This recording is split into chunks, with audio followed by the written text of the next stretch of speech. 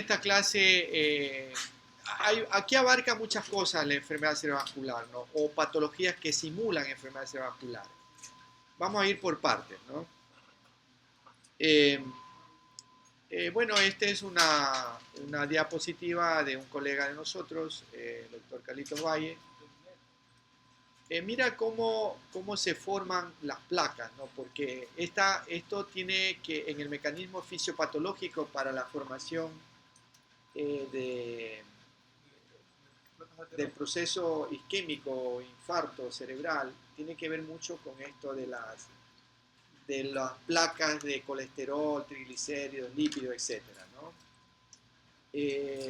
Por lo general, siempre las placas se forman en las paredes donde hay turbulencia, ¿no? Justo en las bifurcaciones, ¿ya? Ahí hay más turbulencia y eso hace de que se formen placas y lógicamente asociado a factores de riesgo como son la hipertensión, las dislipidemias, la diabetes, pacientes obesos, etcétera, ¿no? Hace de que se peguen también los lípidos, las grasas, se pueden ulcerar, lastimar, lacerarse la íntima de la pared y eso hace de que se formen coágulos, ¿no? Plaquetas, agregación de plaquetas, se forma el coágulo y este coágulo puede producir dos cosas, ¿no? La oclusión como tal y producir la isquemia, la falta de riego sanguíneo de ese vaso, o la otra es que ese coágulo se desprenda y se vaya a otro lado y toma el nombre de émbolos, ¿no? Émbolos, ¿no es cierto? Émbolos, ¿ya? Entonces, cuando hay un paciente con una enfermedad cerebrovascular de origen isquémico, hay que revisar las, las arterias carótidas. Lo mínimo que hay que hacer es revisar las carótidas, porque ahí generalmente ocurren las placas, ¿no es cierto? ¿Y con qué valoras las arterias carótidas? ¿Cuál es el estudio más adecuado para valorar placas, porcentajes de estenosis, etcétera? ¿Qué método de estudio? La ecografía Doppler, no, correcto. La ecografía Doppler, sí, más que suficiente. Puedes hacer tomografía, puedes hacer lo que quieras, pero la ecografía es más que suficiente. Bueno, dicho eso, cuando un paciente acude a tu centro médico, a tu clínica, etcétera, etcétera, con una enfermedad cerebrovascular, tú tienes que plantearte en la cabeza estas tres cosas. Que ese paciente que puede ser que esté haciendo un proceso isquémico, que todavía no ha llegado al infarto cerebral, porque llegó a tiempo a tu consultorio, menos de 4 horas.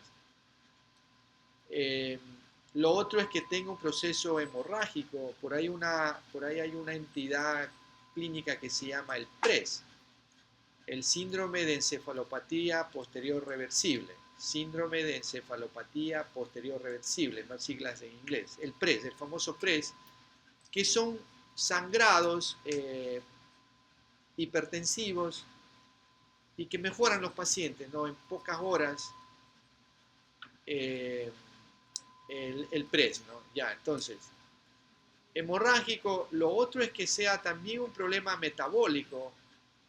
Cuando yo hablo de problema metabólico, me refiero a que ese paciente, por ejemplo, si es un paciente diabético, ha hecho una crisis hipoglicémica que simula un evento cerebrovascular, ¿no es cierto? Un paciente hipoglicémico se desploma y está inconsciente, hace incontinencia de esfínter, etcétera, y simula una enfermedad cerebrovascular.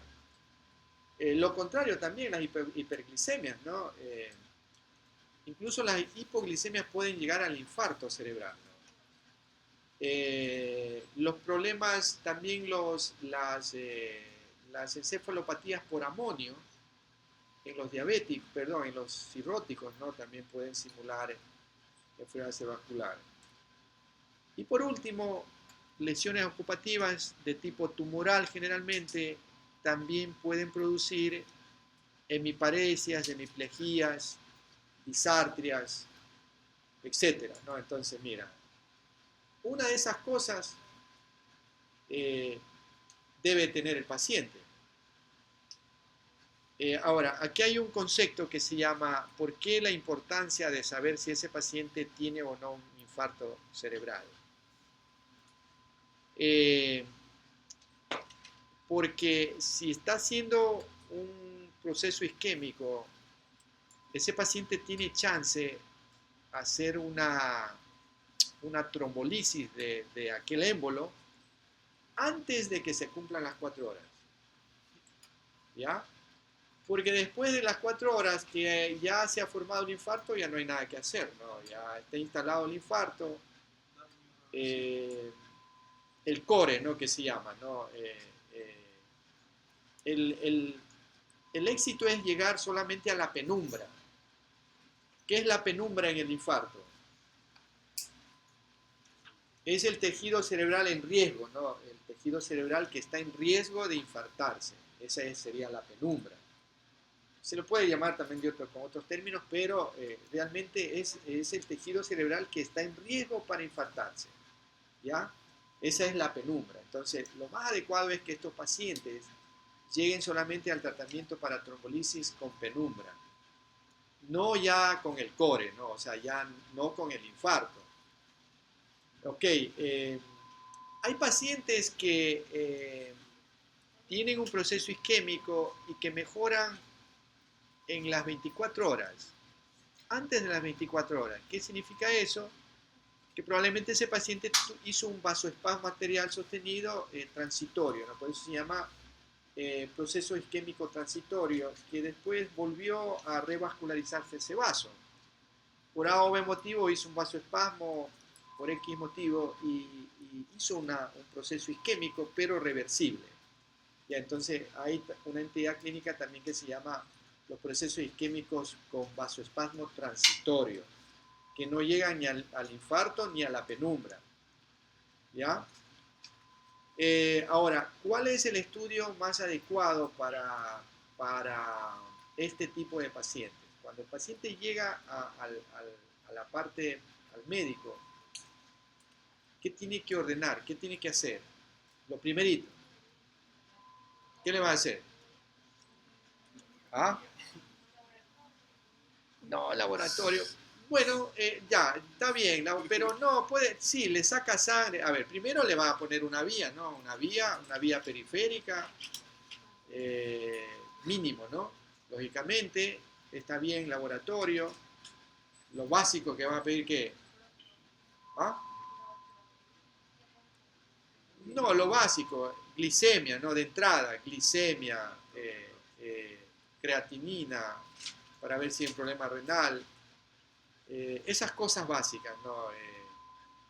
Eh, bueno, y lo radiológico, vamos a la parte de radiología. ¿Qué método de estudio vas a pedirle? ¿Ah? No, solamente TC, no, solo tomografía simple, de entrada va la tomografía simple. En algunos centros tienen protocolos establecidos del stroke, ¿no? Tienen protocolos establecidos. Me parece que en el Bernasa a todo paciente con enfermedad cerebrovascular le hacen la tomografía contrastada. Pero ya esos son protocolos establecidos que entre el radiólogo, el neurólogo, el clínico, etcétera. Pero en general la tomografía simple es de entrada. Ese paciente va derechito a tomografía. La tomografía te dice si es hemorrágico o es isquémico, ¿no? El 100% descarta si es sangre. La sangre, como ya hemos visto en la tomografía, se va a ver blanca, ¿no? Se va a ver hiperdensa. Ya, si es una hemorragia subaranoidea, si es una hemorragia intraparenquimatosa, si tiene algún hematoma. Entonces, siempre vamos a ver la sangre aguda hiperdensa. Entonces, la tomografía te descarta al 100% si es causa hemorrágica o no. Supongamos que la tomografía no demuestra sangre, ¿ya? Entonces, parece que que está haciendo algún proceso isquémico, ¿no es cierto? O sea, si no hay sangre, es isquémico. Va el estudio tomográfico contrastado, ¿no? sino resonancia magnética. Pero siempre la tomografía, como es mucho más fácil, más rápida, está al alcance de la mayoría de los centros médicos, clínicas, hospitales, etc. Entonces estos pacientes van a tomografía computada después de la simple a la contrastada. Ahí puede ser con angiotomografía, ¿no? Buscando áreas de probables infartos isquémicos, etcétera, isquemia, etcétera. Y ya vamos a ver algunos signos más adelante. Y si todo no demuestra, no está claro el panorama, ese paciente va a resonancia magnética. Y la resonancia magnética netamente tiene que ser consecuencias básicas, ¿no? Por ejemplo, difusión, ADC, difusión, perfusión, más que suficiente. Difusión y perfusión. Y ahí te va a dar el diagnóstico, ¿no? Sobre todo la perfusión, que te va a mostrar las zonas de penumbra y el core, que se llama, ¿no? El core, o sea, el área de infarto, si ya se infartó ese paciente. Por ahí los protocolos son de acuerdo al tamaño del infarto y de acuerdo a la cantidad de penumbra que tenga ese paciente es candidato o no a la embolización. Cuando yo hablo de embolización significa, yo ya les he explicado, ¿no? Que la embolización lo pueden hacer por vía periférica, que no es lo adecuado, pero se puede intentar. Lo más adecuado es hacer embolización mediante cateterización, ¿no es cierto? Con un catéter por vía arterial llegas a las arterias del cerebro, a la arteria que esté comprometida, y ahí puedes extraer el coágulo o hacer una trombolisis, ¿no? Metes fármacos trombolíticos, ¿no? Streptokinasa, por ejemplo, ¿no? Directamente. Diluyes el cuadro, destruyes el cuadro. El riesgo de hacer una trombolisis, ¿qué es? El sangrado, ¿no? Puedes producir sangrado cerebral. Sí, ese es el riesgo, lamentablemente. Ok. Bueno, y la otra cosa, pues la tomografía también te va a mostrar si es un tumor, o etcétera, etcétera. Y si es algo metabólico, todos estos estudios de tomografía, resonancia magnética, te van a salir normales. Entonces, para eso tienes la parte del laboratorio que te va a indicar si tiene una hipoglicemia severa, por ejemplo, ¿no? Ya. No sé si está un poquito claro esto. Ya, correcto. Entonces, ese es el planteamiento en un paciente con enfermedad cerebrovascular. Ya, entonces, esto ustedes lo pueden leer. Lo cierto es que en el cerebro, cuando hay un infarto cerebral, vamos a tener tres tipos de edema: el citotóxico, el vasogénico. El citotóxico afecta a la sustancia gris, el vasogénico a la sustancia blanca, y hay otro tipo de edema que es el edema intersticial. Ok, les pongo las imágenes. Mira, ahí tenemos 4 imágenes de resonancia magnética en secuencias FLAIR. Y las 4 imágenes muestran áreas hiper o hipointensas. Hiper, ¿no es cierto? Hiperintensas, correcto. Hiperintensas. Mira, hiperintensidades, un área grande, hiperintensa, otra zona hiperintensa. Bueno, y este es algo parecido a la de acá. Todas tienen edema. Eso representa edema, ¿no es cierto? ¿Cuál es la intención de mostrarles estas imágenes? De que este tipo de edema está afectando únicamente a la sustancia blanca, ¿verdad? Mira la forma que adquiere el edema de la sustancia blanca. Aquí está respetado la sustancia gris. Ok. Este otro edema está comprometiendo a la sustancia gris y a la sustancia blanca, correcto, ¿no? Incluso a ganglios basales también está afectando, ¿eh? Entonces, ¿cuál es la diferencia entre esta y esta de acá?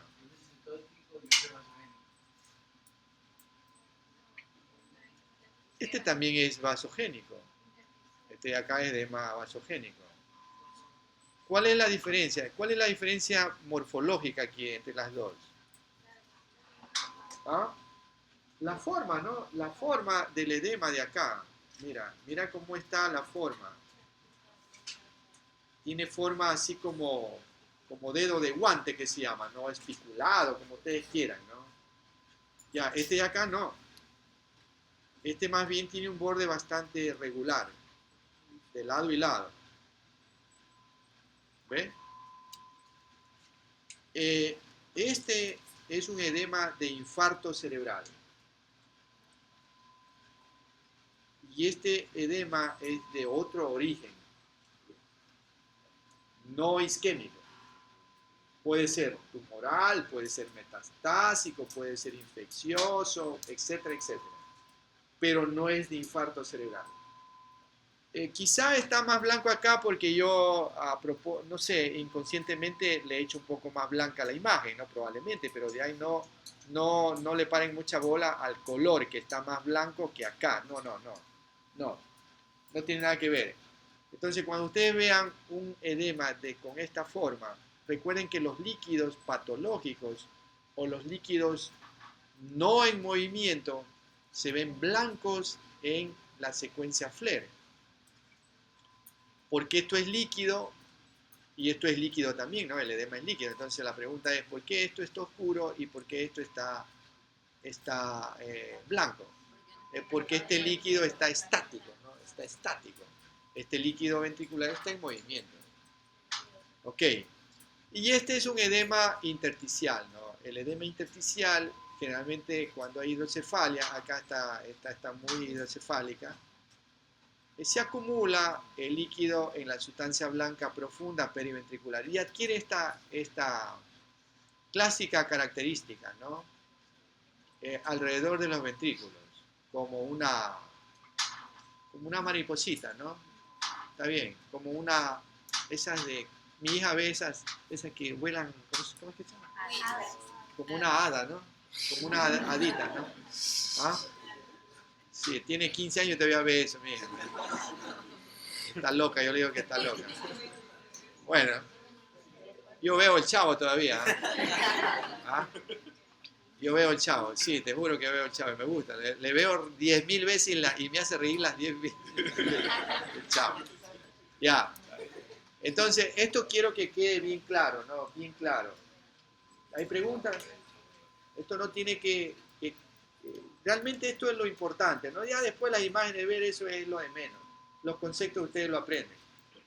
Pero esto no lo van a explicar en los libros. ¿Ya?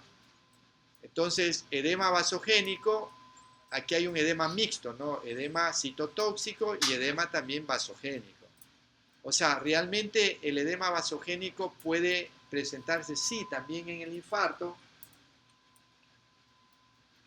porque afecta el infarto, al final puede comprometer a la sustancia blanca, ¿no? Pero cuando es de origen no isquémico, adquiere esta forma.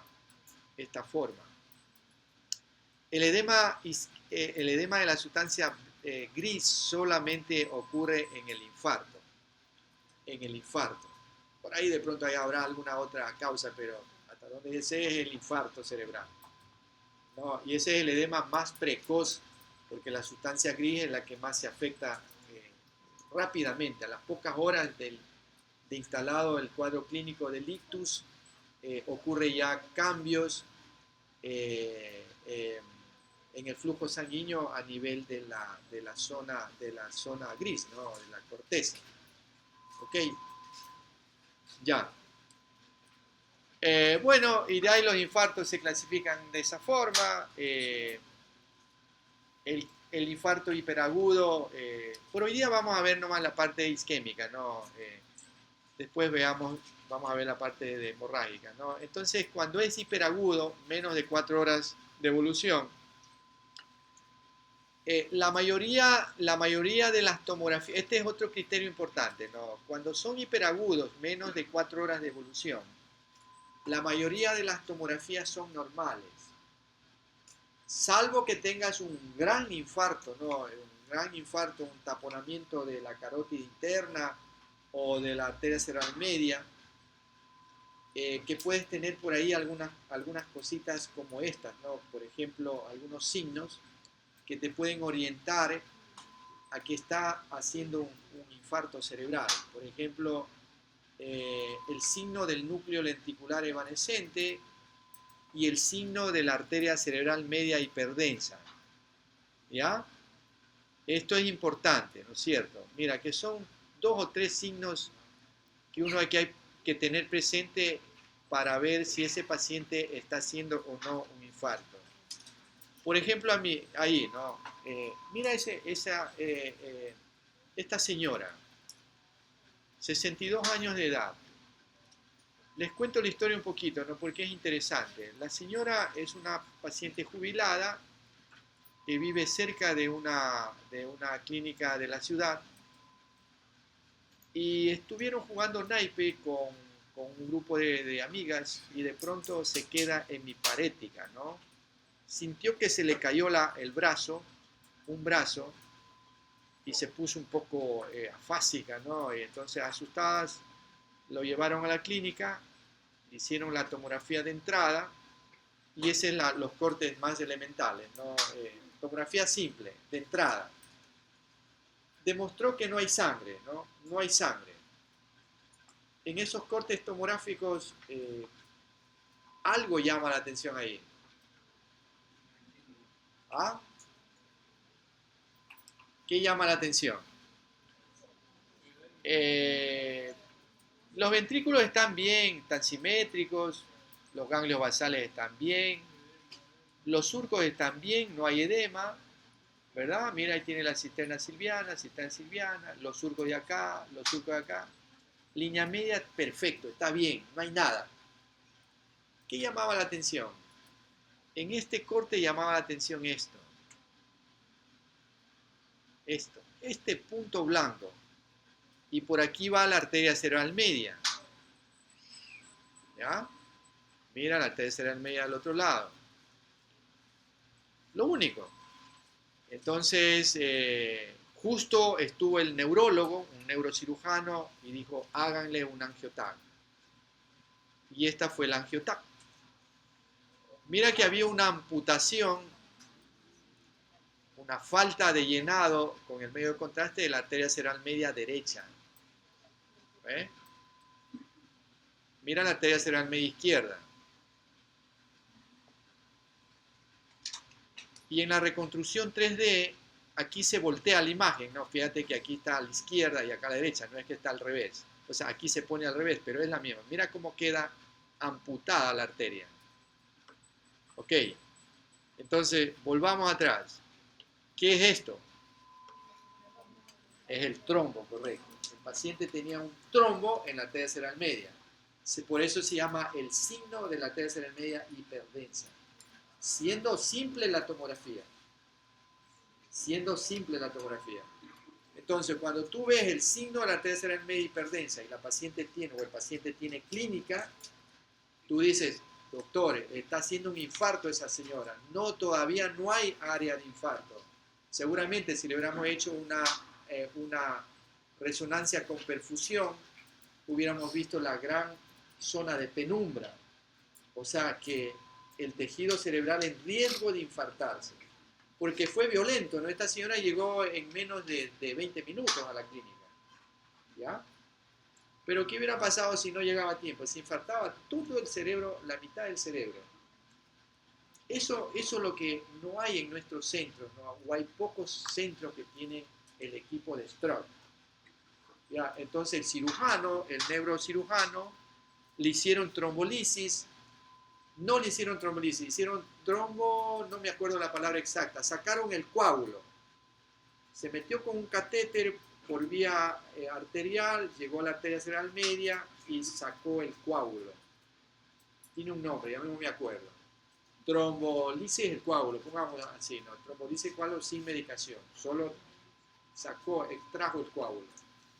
Ya, y la señora, a las pocas horas, la señora estaba caminando y bien. Ya, le salvó de un infarto grande, ¿no? A eso es lo que hay que apuntar, ¿no? Que sean todas las instituciones, tanto públicas como privadas, que sean así, ¿no? En los países del tercer mundo eso así lo que se maneja, ¿no? Bueno, y ya lo después es cuento, ¿no? Después ya, mira, por ejemplo, este pobre paciente, ¿no? Mira el signo de la arteria cerebral media aquí, en el lado izquierdo.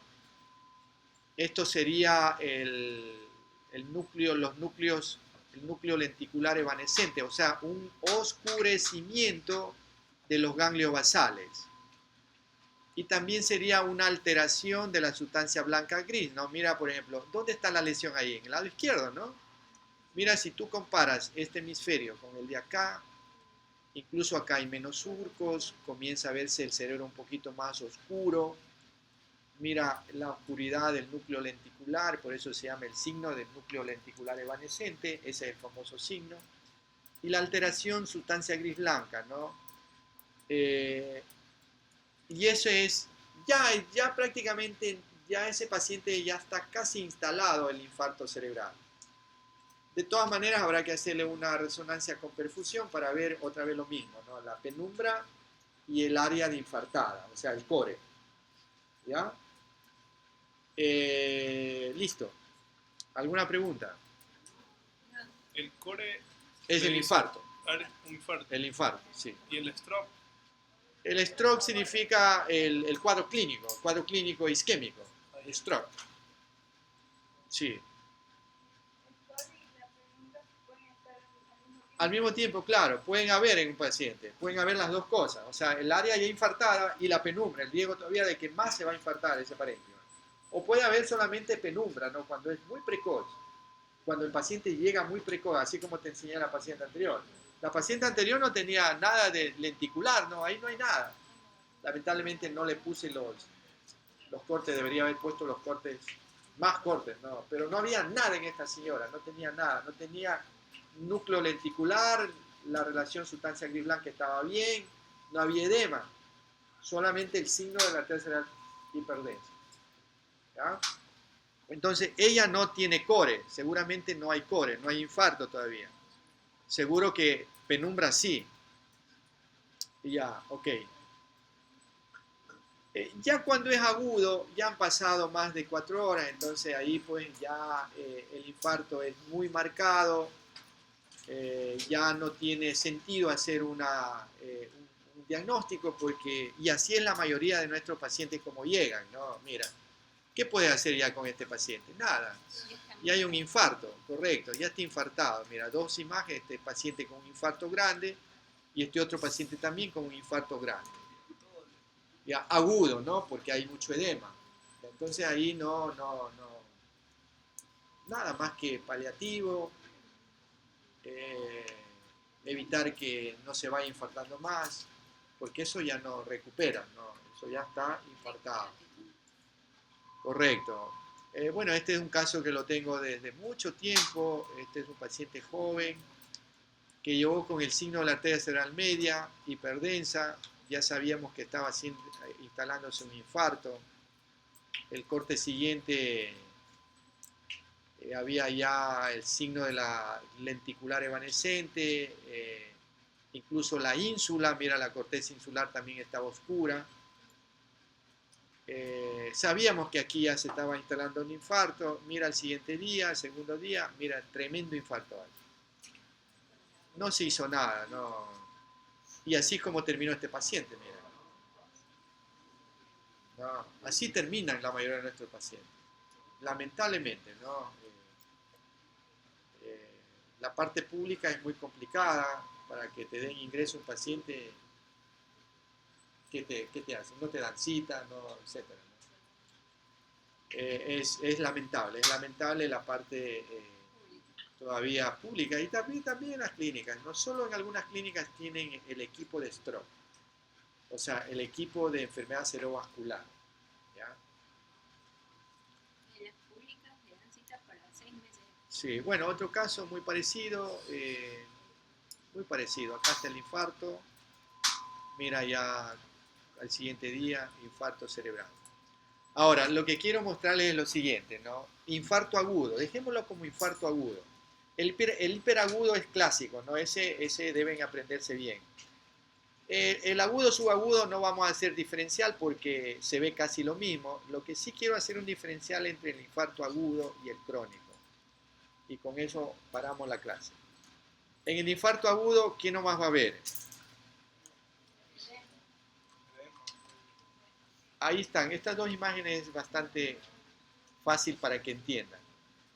En el infarto agudo va a haber edema, ¿no? Va a haber borramiento, va a haber a veces desplazamiento de la línea media, va a haber colapso del ventrículo, pérdida de los surcos, edema, es agudo.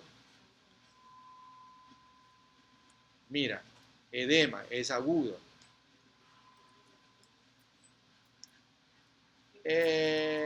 Después volvemos a esto.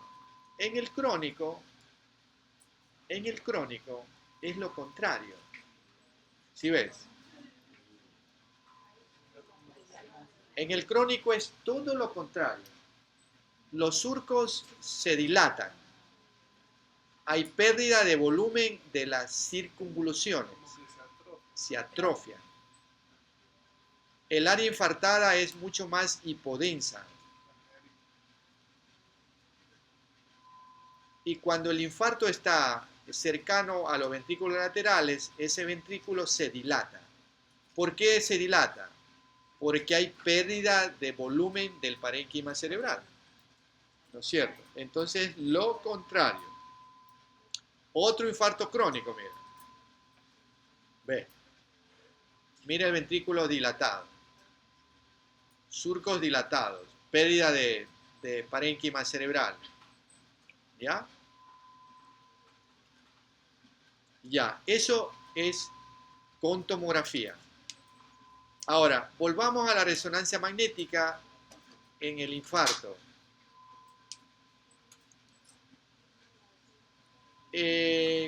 Cuando es hiperagudo el infarto, lo básico que se hace es difusión. No, este signo yo básicamente no le tomo mucho en cuenta, ¿no? Porque en vasos pequeños no se lo puede ver tan fácilmente. Pero esto sí, la difusión. La difusión es una secuencia muy sensible para ver infartos recientes. A los pocos minutos que haga el paciente un ictus, le hace una resonancia magnética y ya vas a ver cambios de la señal. ¿Ya? Entonces, ¿cómo vemos los infartos agudos o hiperagudos en difusión? Estas son las siglas de difusión, DWI. Así lo vamos a ver, con imágenes hiperintensas. Y en la secuencia de ADC, que es el coeficiente de atenuación aparente, de difusión aparente, se ve hipo, baja señal. Cuando hace la máquina, cuando hace difusión, automáticamente hace ADC. O sea, son secuencias que están pegadas ahí. Están pegadas. O sea, termina la máquina de hacer difusión y hace la ADC. No es que nosotros solamente programamos la ADC, perdón, la difusión y la máquina hace también la ADC. Entonces, esto es lo que nosotros vemos cuando estamos pensando en un infarto hiperagudo, más que hiperagudo, agudo, ¿no? Agudo.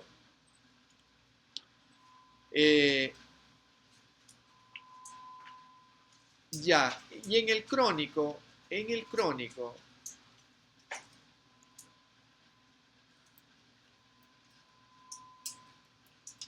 difusión, vamos a ver así. Bueno, aquí tengo más secuencias, ¿no? Pero paremos bola la difusión y el ADC. Mira, es lo contrario, ¿no? Cuando el infarto es crónico, en difusión es oscuro y en ADC es blanco. Simula, el ADC se parece mucho a un T2. ya a un T2. Y claro, el infarto crónico en T1 se va a ver como líquido, hipo, en T2 blanco, y en FLAIR vas a ver también el infarto hipo. Y aquí viene un concepto muy importante. Toda lesión en FLAIR que tenga baja señal es una lesión crónica hasta no demostrar lo contrario. Ya, repito, toda imagen o lesión de baja señal o hipointensa en FLAIR es una lesión crónica de cualquier origen, ¿no? Es lesión crónica hasta no demostrar lo contrario. Lo blanco que ustedes ven alrededor de esta imagen hipointensa, esta imagen hiperintensa corresponde a la gliosis. Gliosis, ¿no? Que es una que viene a ser, en términos morochos, viene a ser como la cicatriz del cerebro, ¿ya? Una cicatriz, una reacción astrocítica, ¿ya? La gliosis. Eso, ¿no?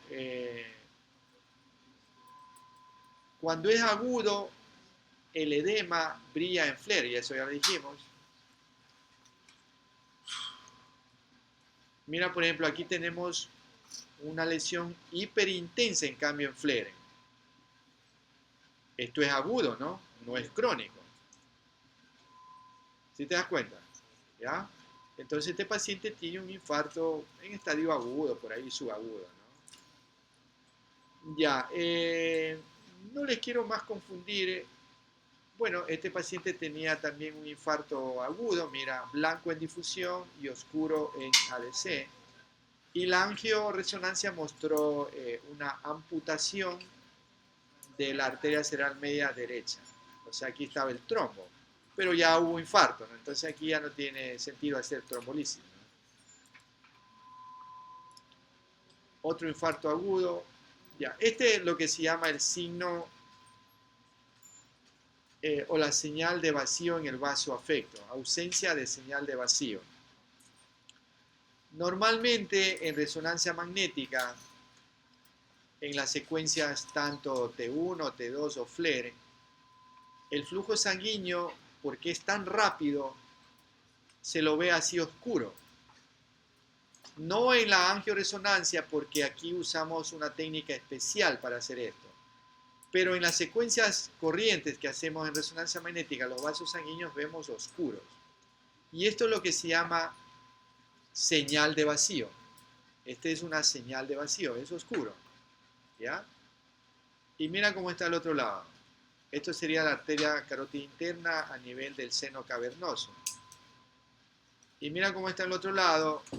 Ya no tiene señal de vacío. Tiene otra señal, ¿no? Y esto es lo que se llama ausencia de señal de vacío. O sea, probablemente hay un trombo aquí. ¿Ya?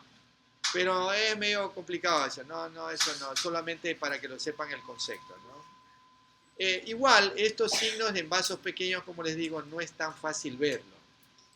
Y aquí lo he demostrado con el ecodoppler de que la carótida interna de un lado estaba normal, tenía un flujo normal, y la otra carótida interna tenía ausencia de flujo, ¿no? Estaba trombosada. ¿Ya? Y fíjate que también acá la arteria carótida, una carótida estaba normal y la otra carótida estaba tapada, ¿no? Porque esta es la vertebral. Aquí no hay carótida derecha. Ok. Bueno, esto vamos a seguir revisando más adelante, viendo casos y repitiendo los conceptos, ¿no? Solo esto de aquí, ya que veo aquí esta imagen. Cuando metes contraste, con esto terminamos, cuando metes contraste, a veces se pone contraste, los médicos piden contraste, vas a tener este signo que se llama flujo lento, ¿no? O sea, hay un enlentecimiento del flujo sanguíneo en el sector del infarto. Mira, todo esto es vasos sanguíneos. aquí como que el flujo está mucho más lento, ¿no? Más lento, con colaterales, etcétera. Y por eso queda todavía el pintado, el vaso sanguíneo, correcto, ¿no? Tiene un signo, el nombre, no recuerdo, ya les he de decir. Ya, ok. Listo. Después hemos de ver casos de, de estudios, ¿no? Casos varios. Ok. Fin.